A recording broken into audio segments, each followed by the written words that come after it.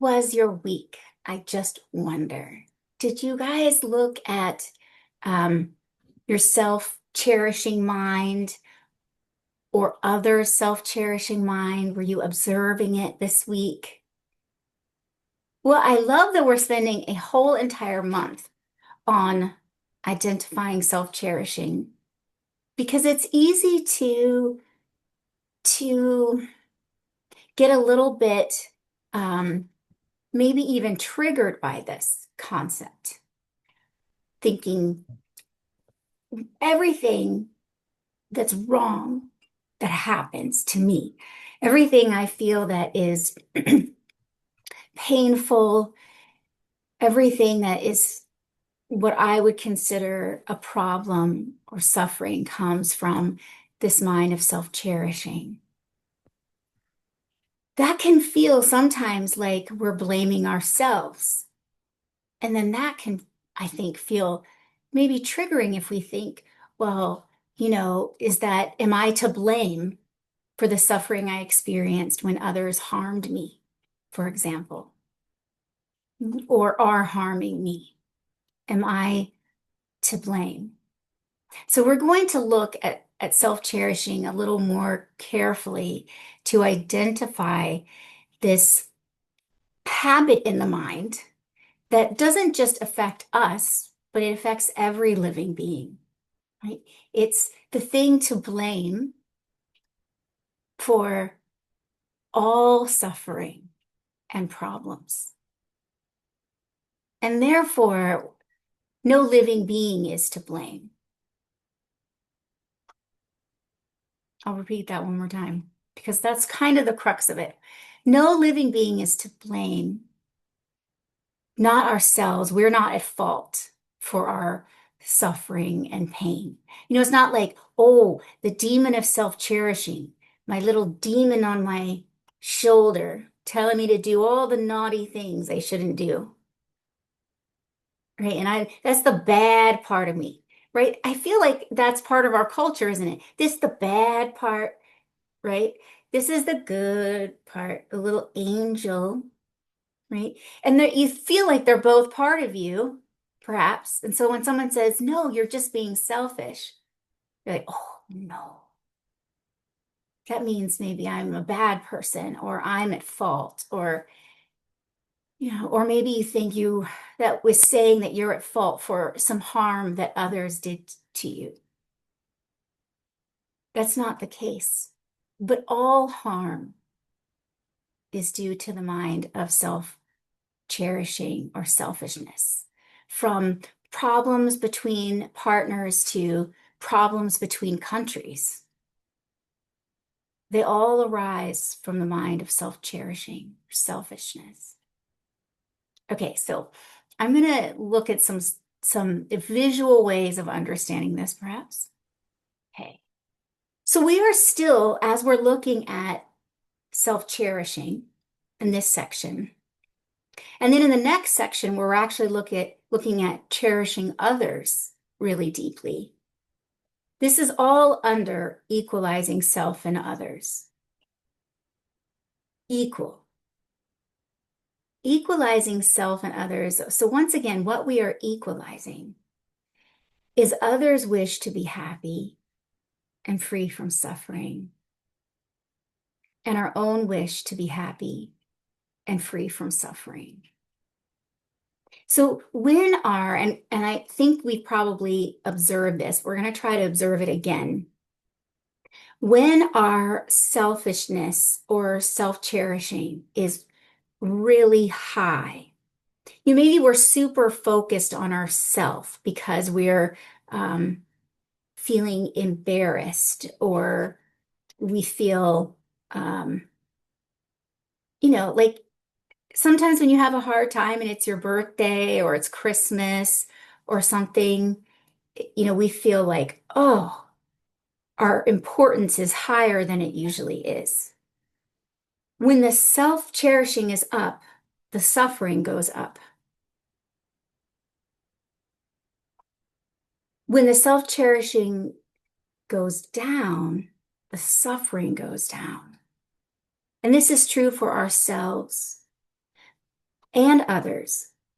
But with ourself, we can see this actually happening.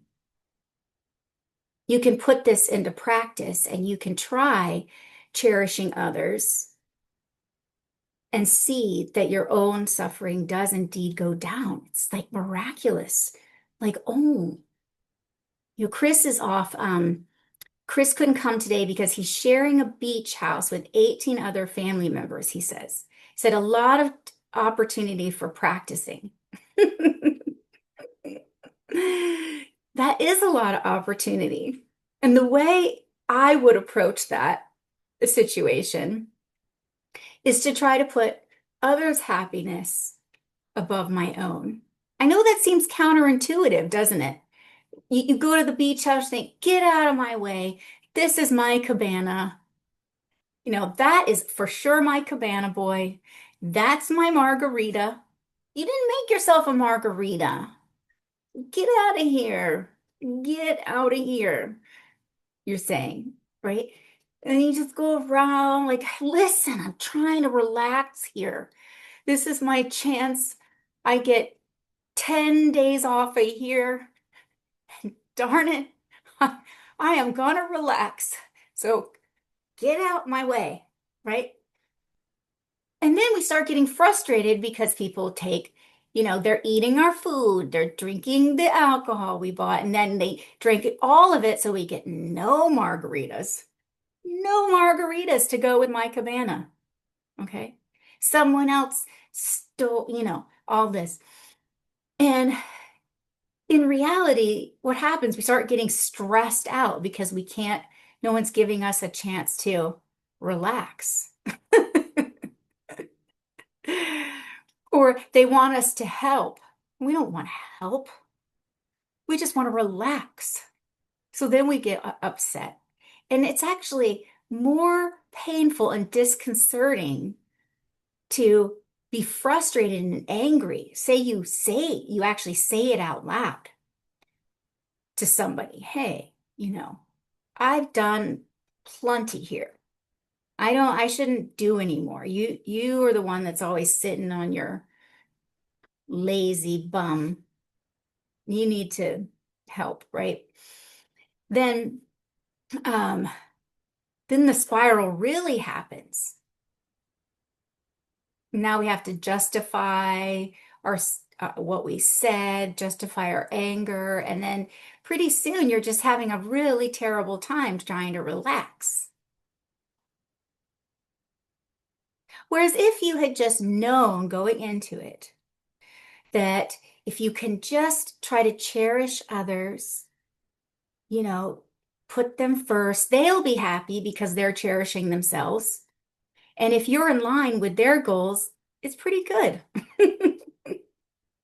Or you're helping and you do feel good about helping. And at least this is my experience, that the more you grasp at things being your way or things being the picture of what you feel will bring you happiness, the more we grasp at that, the more we ruin it in reality. And we'll again do the same meditation again, where we look at something that, really rocked our peace of mind this week, that upset us, and then look at, something else we saw, which was much more intense suffering that we observed on TV or from someone close to us. And then just note the difference, how if we cherish ourselves, something even small, relatively small, can seem so big and cause us so much pain because of that self-grasping and self-cherishing. Okay, so this is in our reading for this week. This is the kind of thing that could perhaps piss you off. What? Why are you trying to say it's my fault? My fault? When things go wrong, we blame others.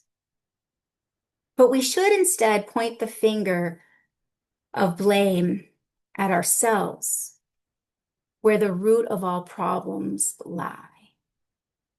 the root lies. Yes. So I can see how, if we start this, the finger of blame at ourselves. You know, sounds like that saying, you point one finger this way and four pointing back at you. You know that little saying kind of thing? It sounds like that. But in reality, what it's saying is the root of problems are inside people. They're inside us. If we want to make things better, we have to get to the root of what the real problem is, which is in us. It's in the self-grasping ignorance. Well, look, I made a whole tree to show you where it comes from.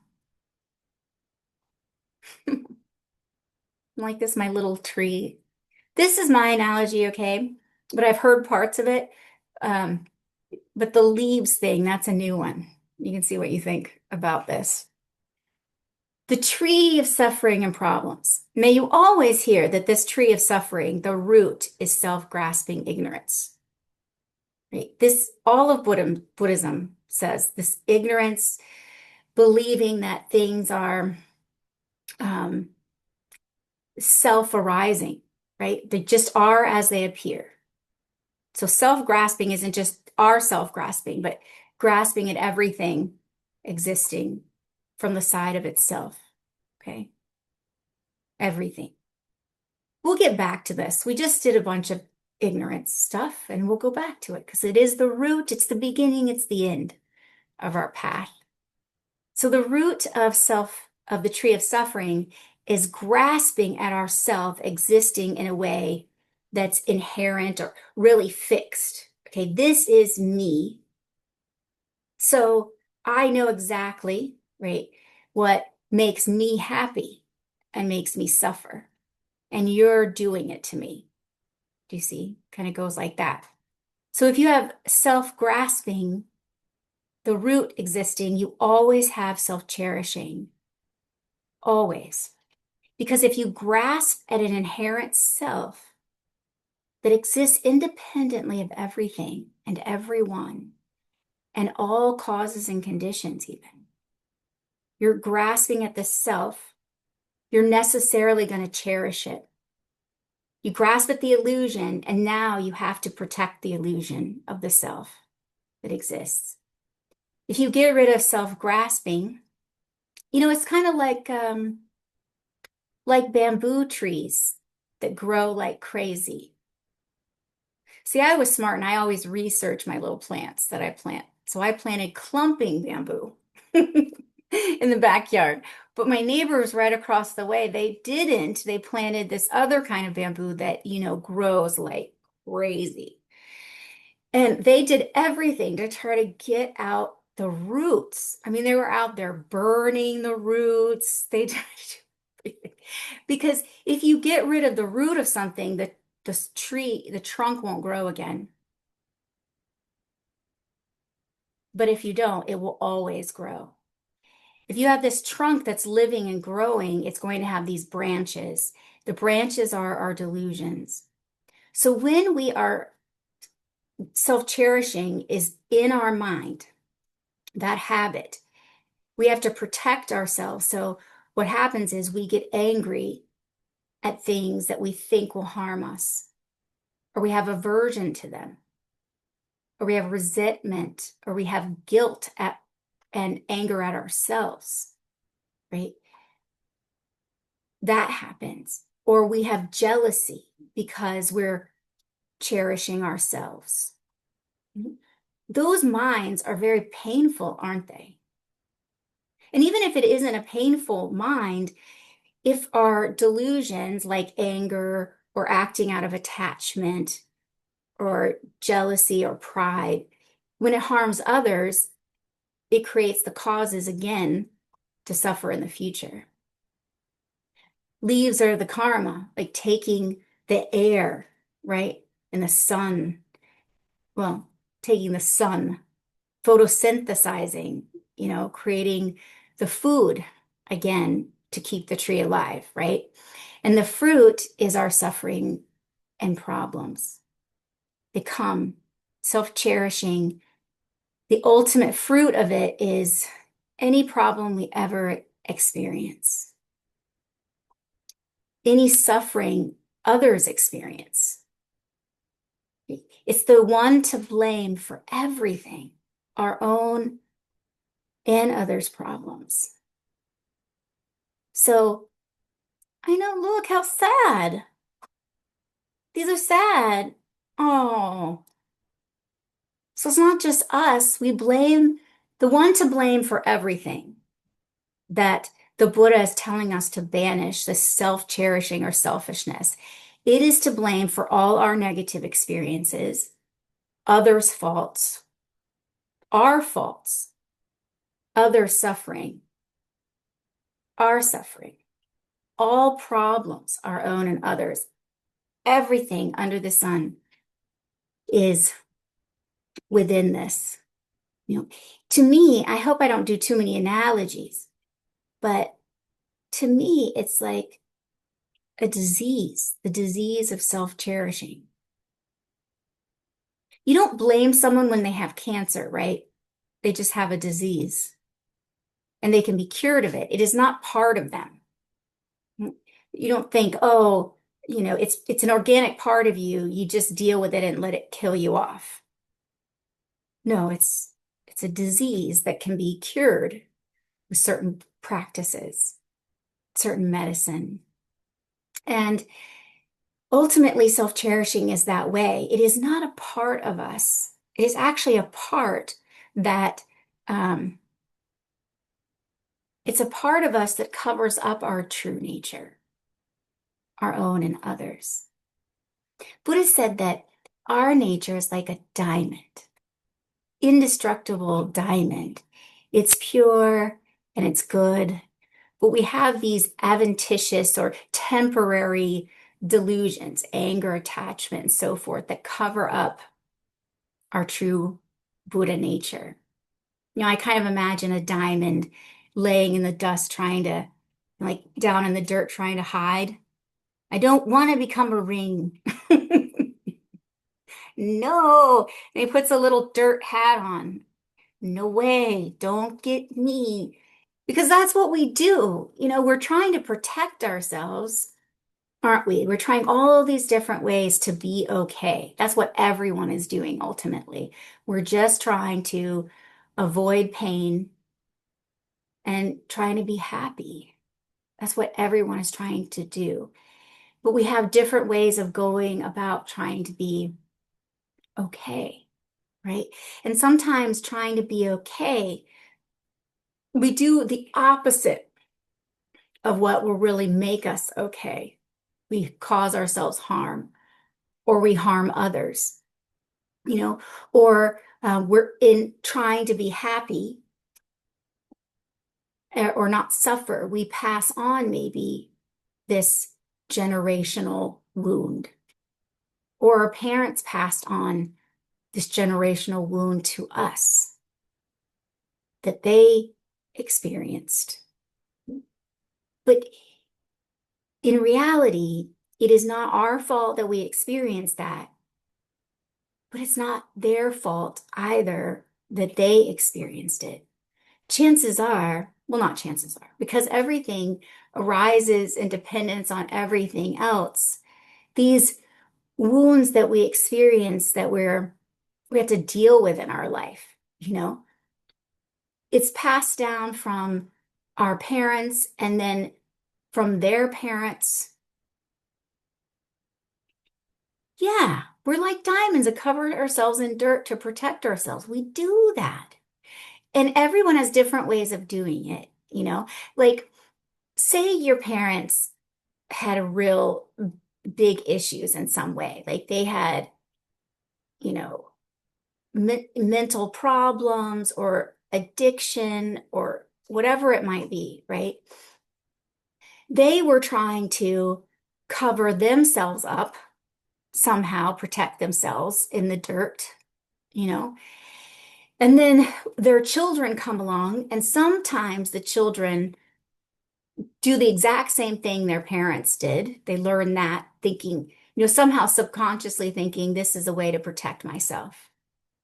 Or they go the opposite, don't they? I'm never going to be like that dusty, dirty rock. Yes, it is like a large golden Buddha covered in clay or hidden in dirt or rocks or something. Exactly. That is what it's like. It's hiding our true nature. And sometimes the way we hide our true nature is very harmful to others. Sometimes it's only harmful to ourselves, but it is in some way trying to be happy, you know? So that's just one thing that I've been thinking about because I don't want you to feel like you are to blame. We're not saying that. Self-cherishing is the disease that we all suffer from. I have a really fun thing in your reading this week, which you'd have to go into your curriculum online to read, but I'll tell you a little bit from it. It's from a book, a series of teachings called Becoming Your Own Psychologist. Or no, maybe Becoming Your Own Therapist. I think that's what it's called. And mm,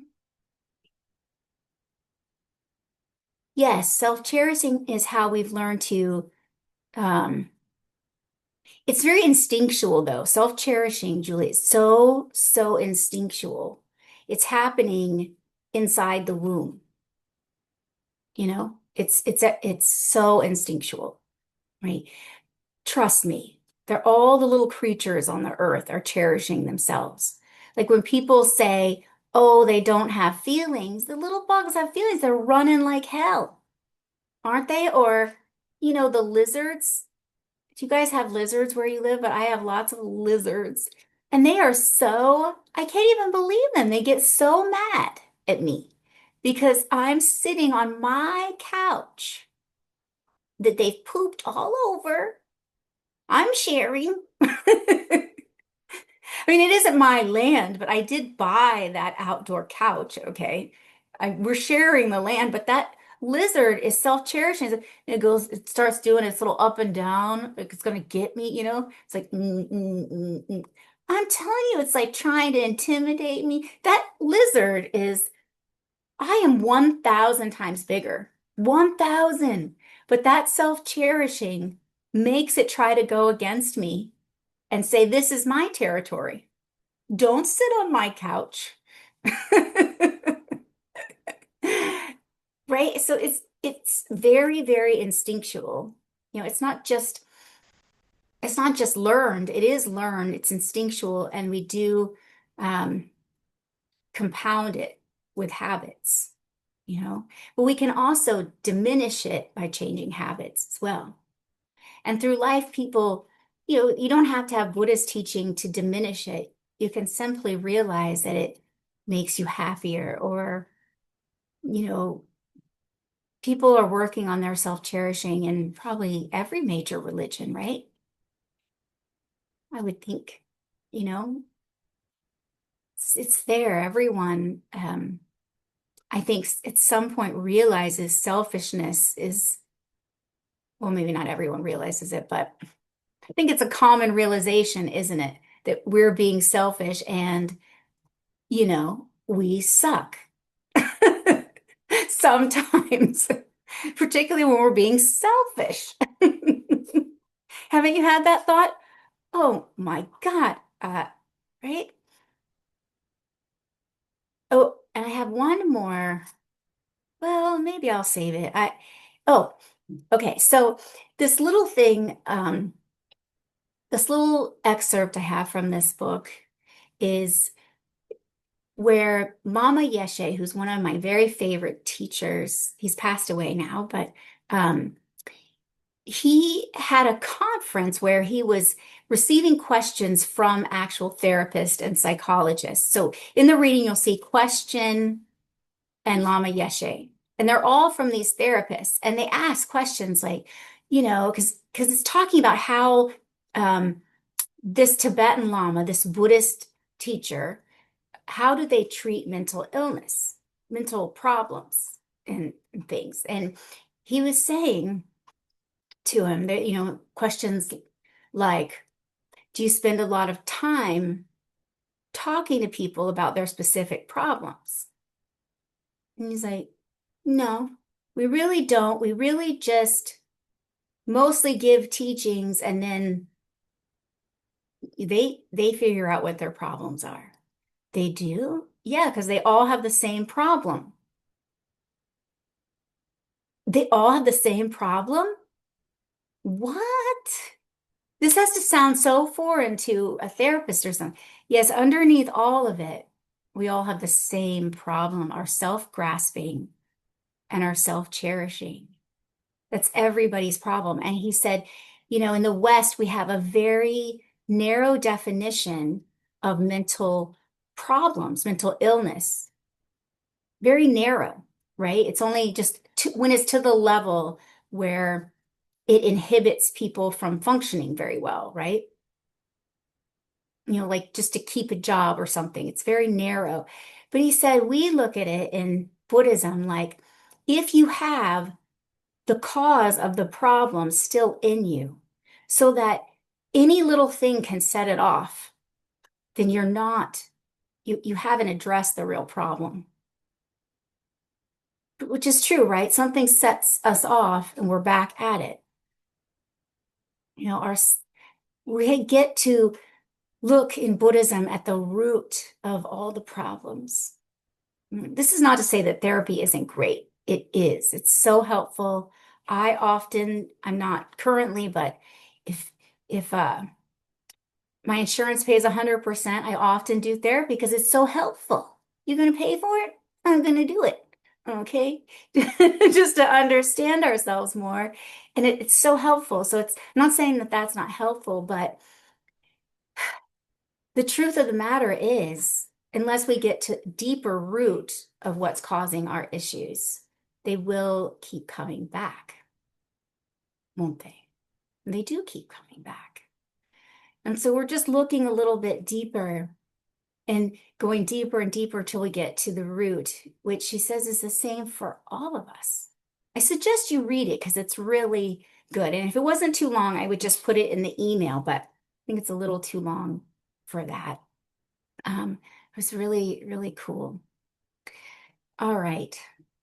So I want to have plenty of time for us to talk and have a little groups. So we'll do our meditation now.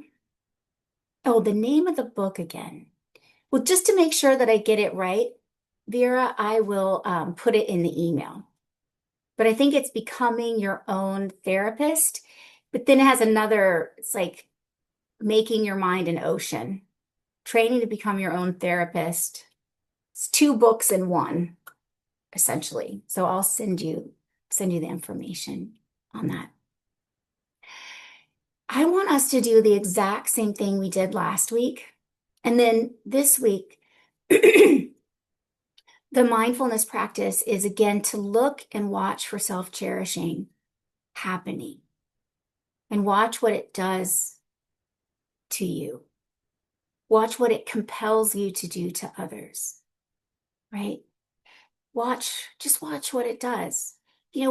And I think it's helpful to compare how much we feel about something that's made us upset versus looking at other people's or being suffering. I was disappointed in myself this week because there was this dog. Missy looks at other neighborhoods' Facebook pages, and she saw that this other neighborhood where we used to live, there was this dog that they weren't sure if it was lost, but it was probably lost. It looked all matted and everything, this white dog. It was like 10 o'clock at night, and I didn't want to go with her. We're always out looking for dogs, and we like never find them. I got to be honest with you. We go up and down the streets. We never find them. We did one time. I found one, got it with a hot dog and a whole day of effort. But normally it doesn't work, especially at night. But I should have gone. And I thought later, just me feeling tired And this dog might be living on the streets with its long white hair. And I really regretted it. Missy went, of course, because she's a saint, basically. She really is in a way. I mean, she does curse a lot, but that doesn't mean you're not a saint. I still feel she is. I thought next time I'm gonna go no matter what. Okay. And the good news is no one's seen this missing dog, and we went a few days later again looking, and the dog, we saw a dog that was like freshly shorn in the exact same spot. So maybe just someone got a picture of a real unkempt dog. I mean, this is what we're hoping. Okay. And they're like, oh my God, I better take this dog to the groomer. This is what we're hoping happened. This is what I'm hoping happened. But I was really disappointed and I thought about myself cherishing, like, gosh, you know, me being feeling tired is more important than this dog being able to be rescued. It's just crazy, this mind. So I want us to try to think of a situation where we really lost our peace this week. If you can recall something, that would be great. And get back into the mind of it. Think, what were the thoughts I was thinking? Was this an inflated sense of my own importance in some way? Was I putting myself above others in some way that didn't make sense? You know, or, whatever you can see about that frame of mind, just observe it. And then we'll think, okay, how painful was this on a scale of 1 to 10? And you give it a number. And then think about how painful it was when you observe someone else's suffering or some living being suffering. Seeing the picture of that dog, and then I just am sitting on the couch, not impressed, Joe. Yeah, I'm not impressed. But you know what? It's not my fault. Whose fault is it? My self-cherishing. I know. Okay. So, so then we'll also give that number again, because I really want you to see the difference and that self-cherishing causes us and others pain. It's really the source of it. Okay.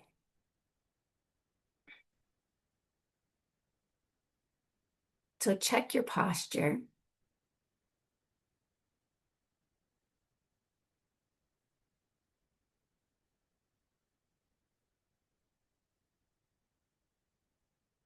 Breathe through your nostrils.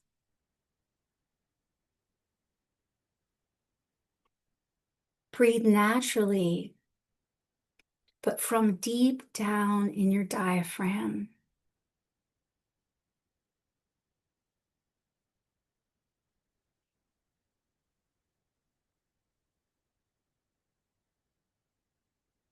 Breathe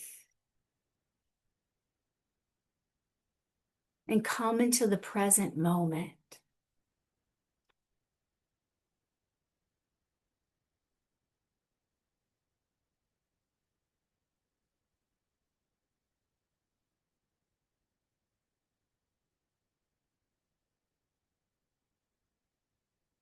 The Buddha taught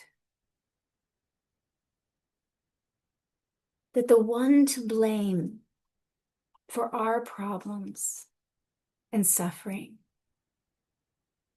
is self-cherishing.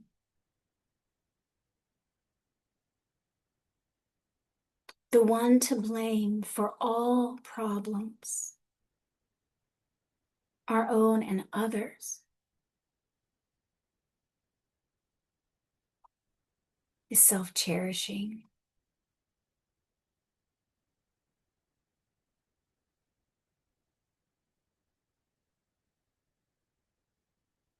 To check to see if this is true or not, please recall a time this past week where you really lost your peace of mind.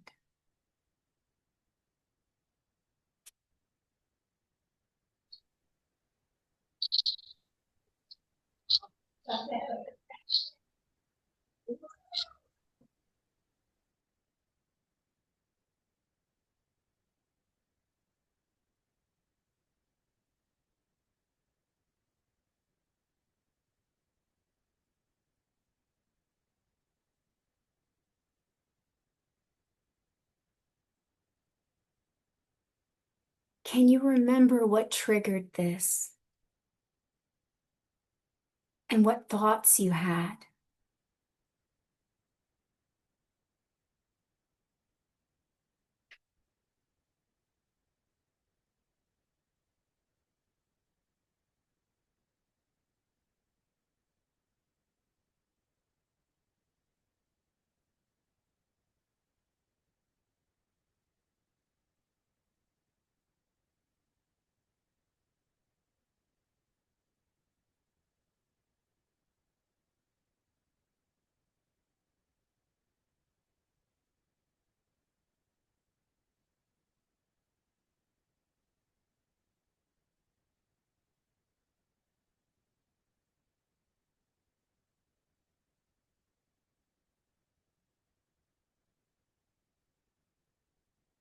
How was self-cherishing,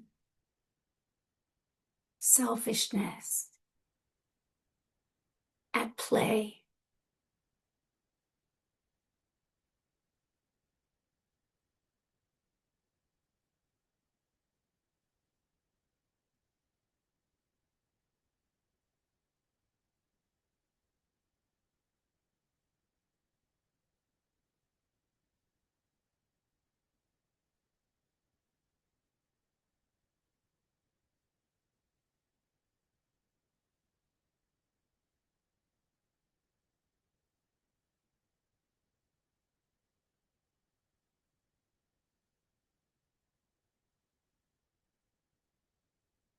Were you feeling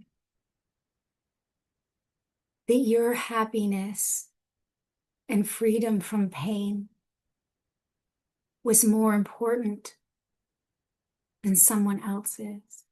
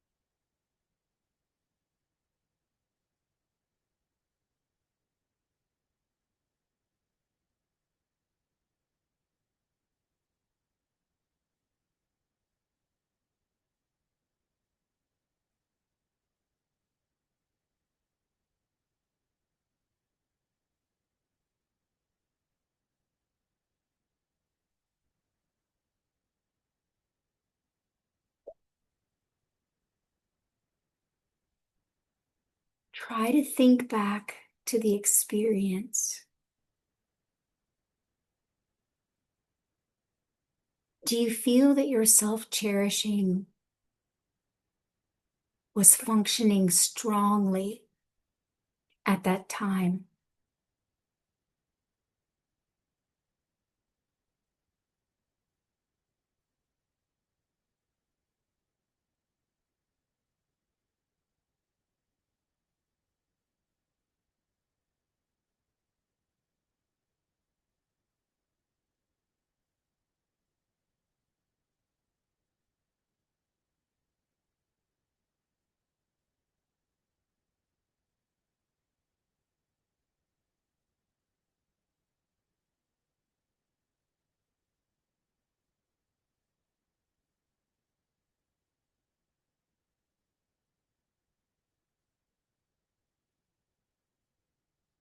How painful was this on a scale of 1 to 10? 10 being the most painful.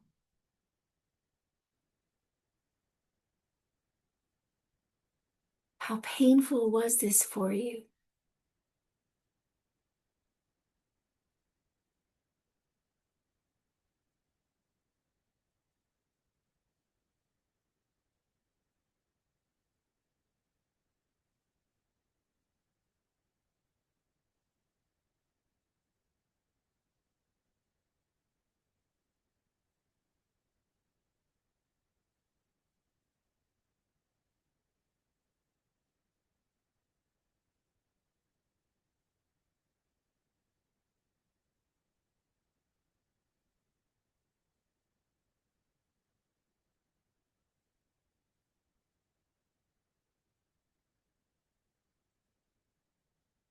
Now think of someone else's suffering or pain or problems that you observed this week.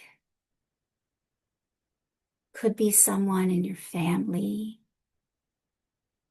or on the news, just someone you know.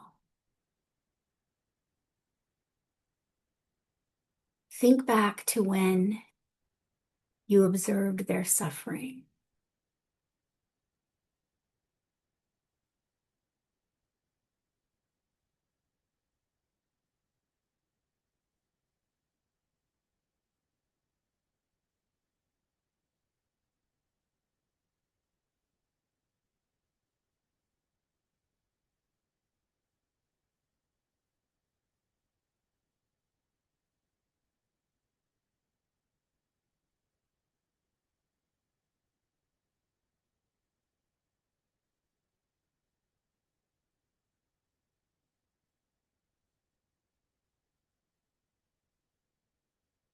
What is their suffering like? What is it like to experience what you observed?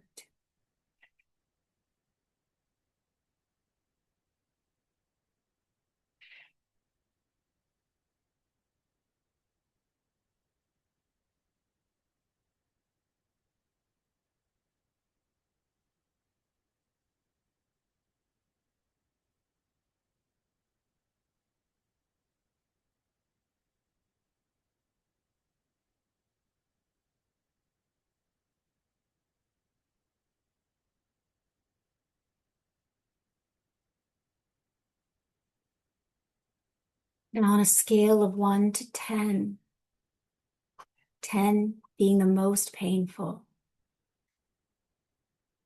how painful was this for you,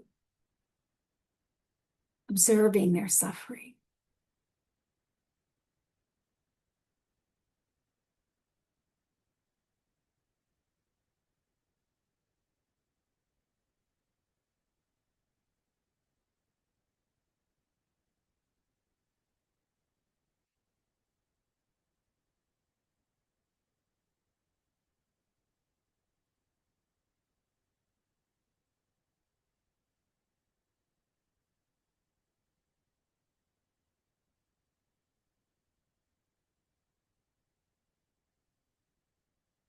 Self-cherishing is not who we are.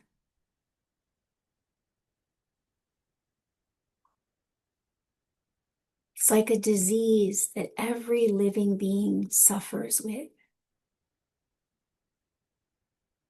It's curable,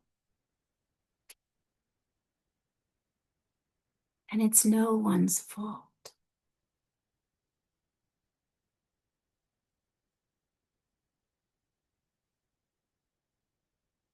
So in the last minute, imagine breathing in loving kindness towards yourself in the form of golden light.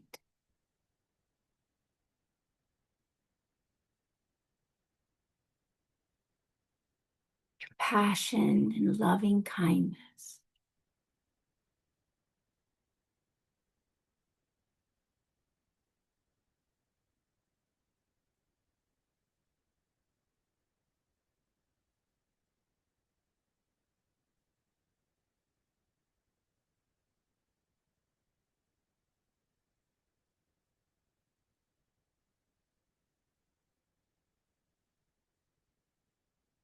Breathe in this beautiful healing light of compassion and loving kindness towards yourself.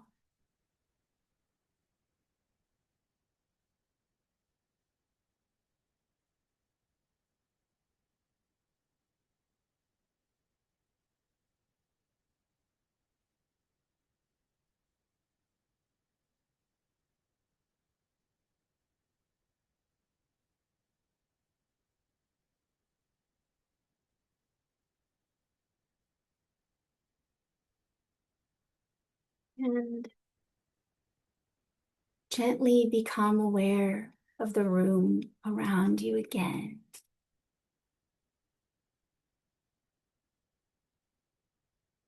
Relax your concentration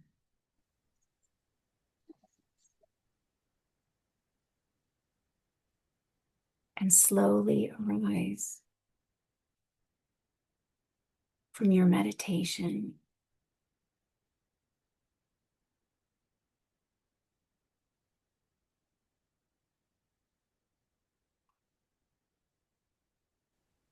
You'll close your eyes and you can put your hands like this. We dedicate the good karma we created together today to everyone in our lives that need our prayers, but we don't know they need them.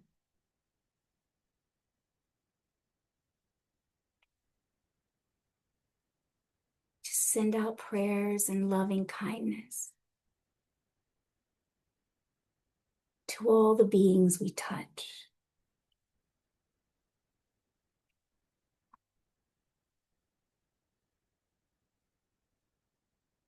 We dedicate for our political leaders to have cool heads, to have some wisdom and patience and compassion.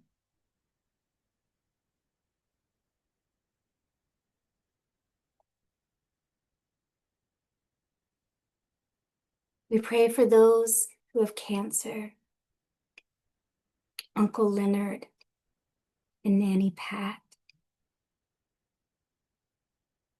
and Cindy, who just lost her battle with cancer. May she have a very fortunate rebirth.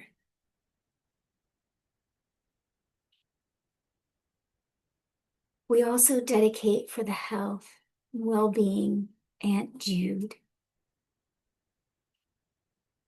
and Elaine.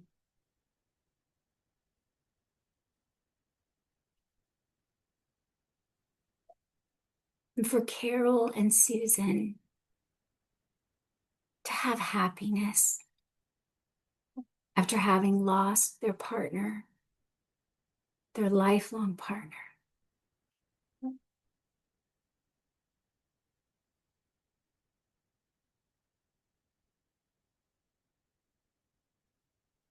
We dedicate also for our own enlightenment, for the benefit of all beings. May we quickly realize the light of our true nature.